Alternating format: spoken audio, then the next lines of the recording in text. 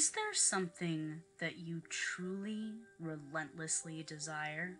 Despite your state of life, is there anything else that you would go completely to the end of the earth to get? Well, lucky for you, there's a way to achieve what you're looking for, and you won't need to go to the end of the earth to do it. But you will need to go somewhere, and the place may be too out of reach for some. It's not far away, closer than one may believe, but there are requirements that some individuals may not meet. First, whatever it is you seek, know that you must seriously desire that thing. In your eyes, it should be something you need, something you can't live without, something you would die for, something you would kill for. If you begin the journey without the correct state of mind, you will fail, as it will be near impossible to back out of the journey once it starts. The second requirement is that you need a vehicle. Most use a car, as it's the most comfortable choice, but there have been a select few who use an ATV or a motorcycle. This can prove quite difficult, though, as the conditions of the journey can prove too bothersome. Do not use a vehicle too large or noticeable, as you will need some kind of cover of night to be the most safe. Also, while any sort of car will do, you may not want to choose the most expensive or cherished vehicle you have.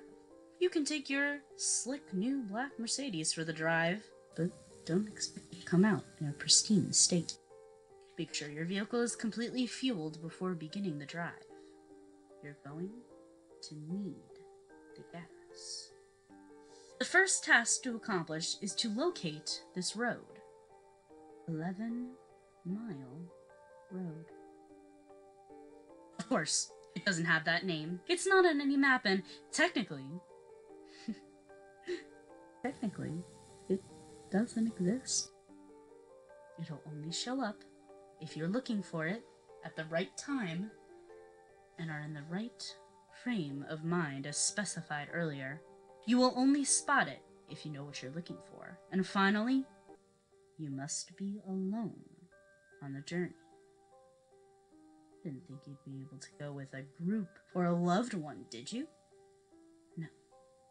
The requirements for this journey are loneliness and vulnerability.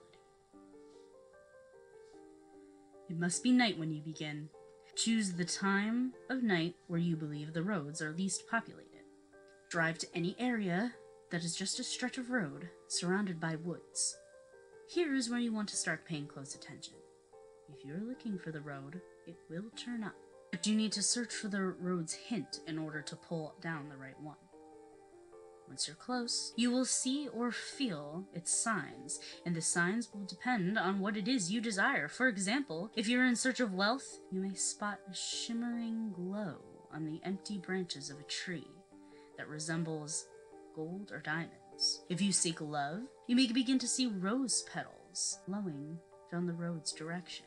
If you seek revenge, you might sense an ever-growing feeling of heat or anger in your body as you approach. Just know what it is you really want, and you'll have no problem finding the turn.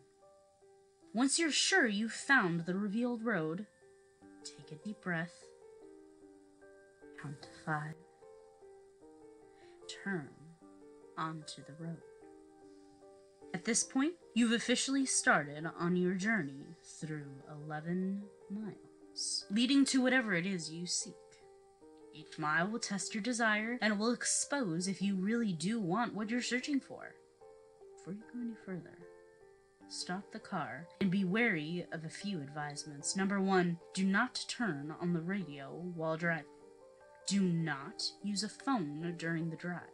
Do not open the windows during the drive. Make sure they're closed before you continue. If you're riding a vehicle without a window or a top, well, good luck with that. Do not attempt to leave your vehicle at any time. You will never want to exceed 30 miles per hour, unless you are desperate to make it through a section of road. Feel free to prepare and make sure you're ready. Once the road has been entered, time has stopped, and you don't need to worry about losing the night. Though you may not notice, you're not actually in your own world anymore. Take one last moment to realize that once the first mile is over, there is no turning back. If you ponder turning back at all, know that you shouldn't have come on the journey in the first place. Once all that is said and done, continue on the road. On the first mile, you won't see much change. The road passes through mostly woods, with a few miles being an exception. The air will turn a bit colder, in which it is advised to turn on your heating system. You won't want to take your eyes off the road later. Take some time to calm any uneasiness by admiring the night sky. You'll see it completely lined with stars, more stars than you would ever believe were possible. If the weather was cloudy, it will now be clear. On the second mile, the air will become even colder. This is primarily the reason why traveling in an open vehicle is very difficult. With each mile, the air will drop in temperature. If the season should be warm. If the air is too cold to bear, even with the heat on, your only option is to speed up. With each mile, the road also becomes more complex, taking more turns and showing an increasing amount of road hazards. Be sure to always keep focused on the road in front of you and avoid as many bumps or obstacles as possible. Hitting a few rocks or potholes won't put a damper in your progress too much, but you want to keep your car in the best condition possible. If your vehicle is forced to stop because of the damage, there's nothing left you can do but eventually freeze to death. On the third mile, you may begin to spot silhouettes of human figures lining the trees. Pay no attention to them, for they are shadows of this world. It will be hard to resist peeking at their unnerving, distant appearance, but know that they will only reveal themselves later. At this mile, the road will become dirt, if you weren't driving on it in the beginning. Keep to the center of the path, as it will become narrow at random intervals. A quick side note. You should never attempt to turn around, despite previous warnings. You'll be left on the path, which never ends. You would simply run out of fuel and be left to freeze in the cold conditions. On the fourth mile, you will only see more figures. Shadows again, but you'll begin to hear them. In the back of your mind, very faint, unintelligible whispers will echo. These will come and go. You can't stop them. If they become bothersome or distracting, try and tune them out by thinking of what it is you desire, what you're on this journey for. Attempting to listen and to determine what the voices are saying will only attract them to you, and you want to be as far away from them as possible, my friend. They'll be closer later. There's no use bringing them to you this early. On the fifth mile, you come to a clearing.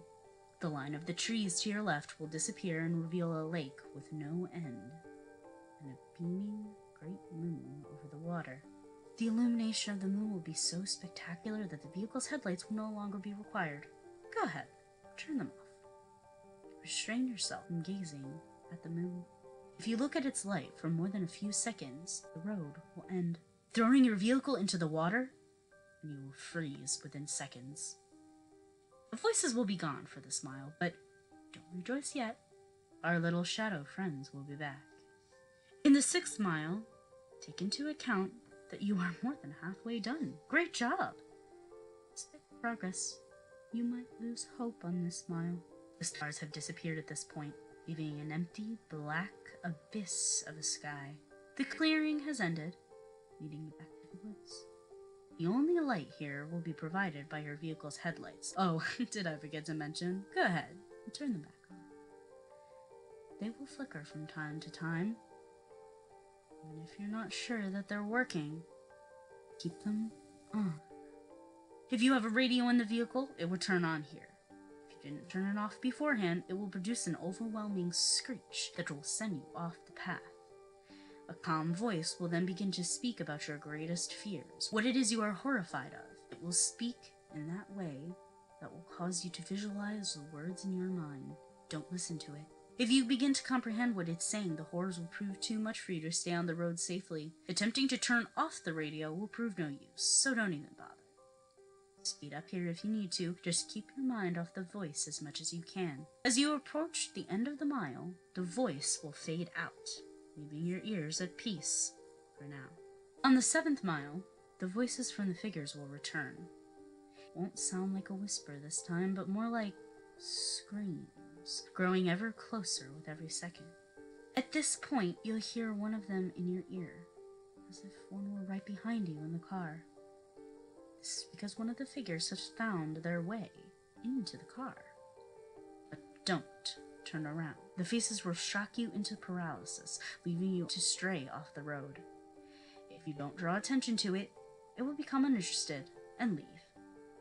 These beings are said to be ones who have traveled down this road before, but were not successful and could not return to their own world.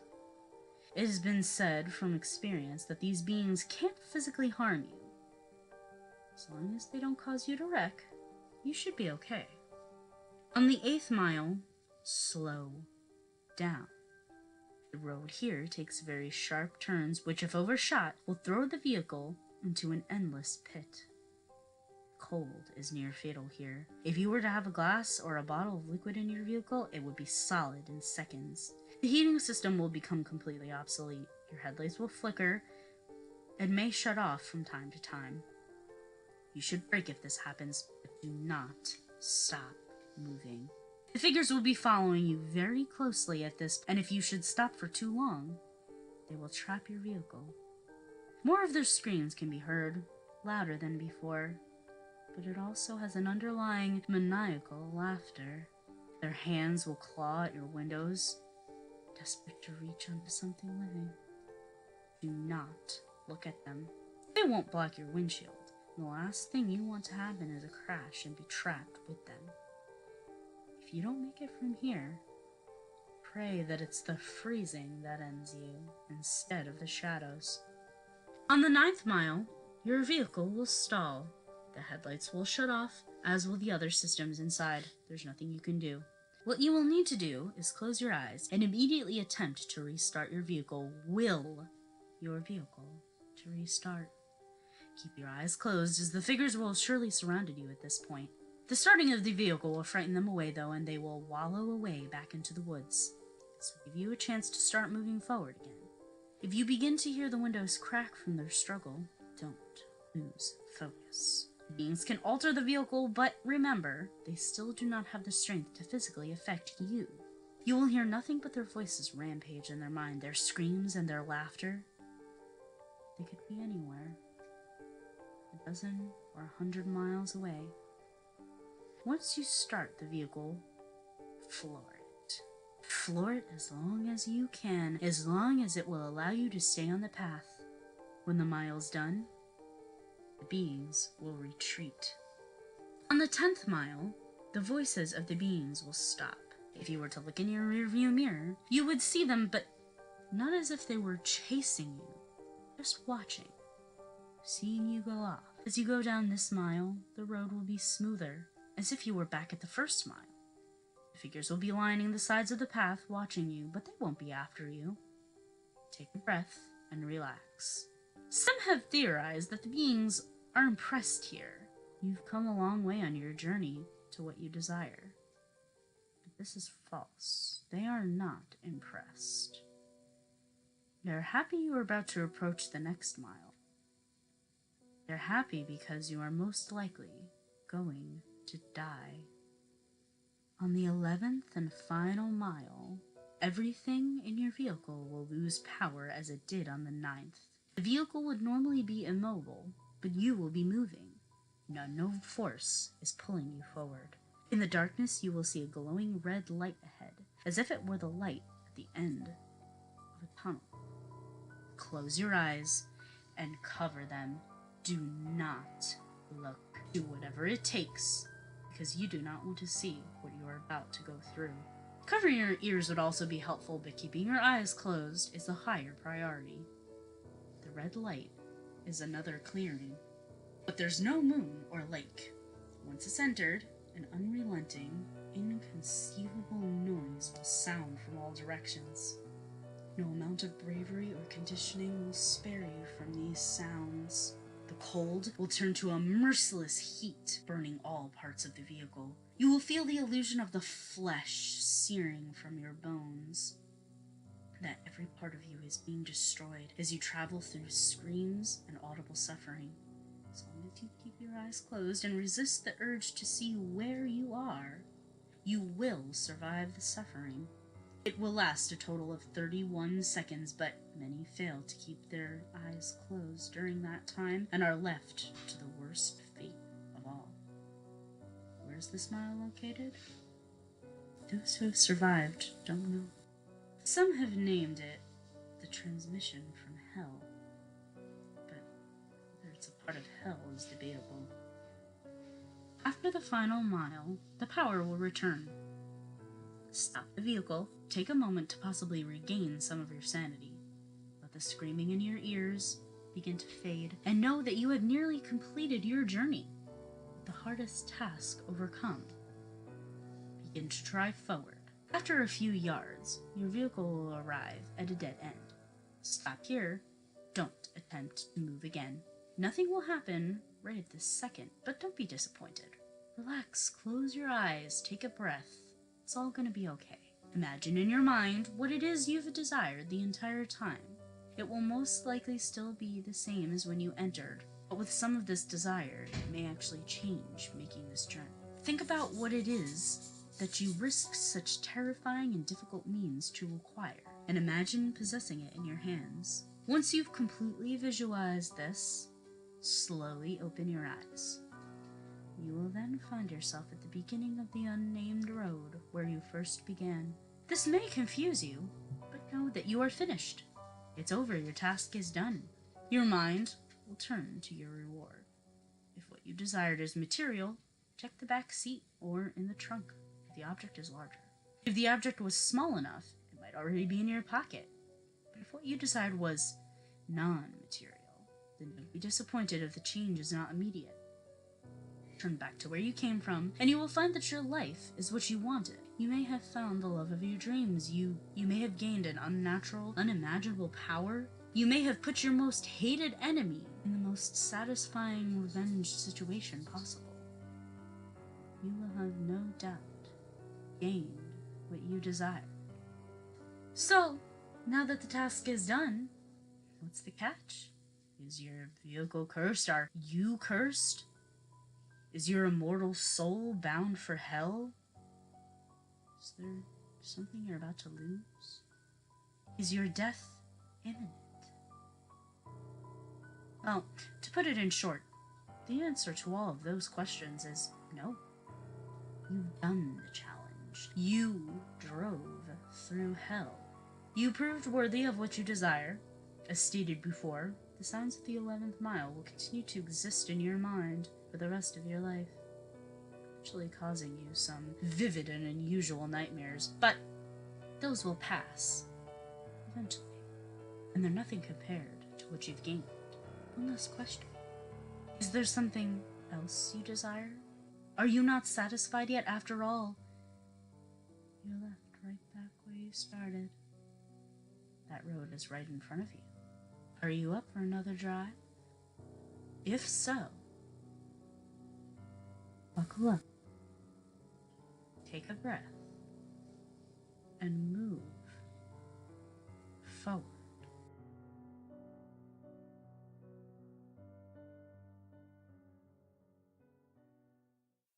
Hi, 207, it's Miss Viola Swamp. Thanks for listening, commenting, and subscribing. Go check out my Facebook page and leave suggestions for stories you want to hear. I hope to see you in class next time.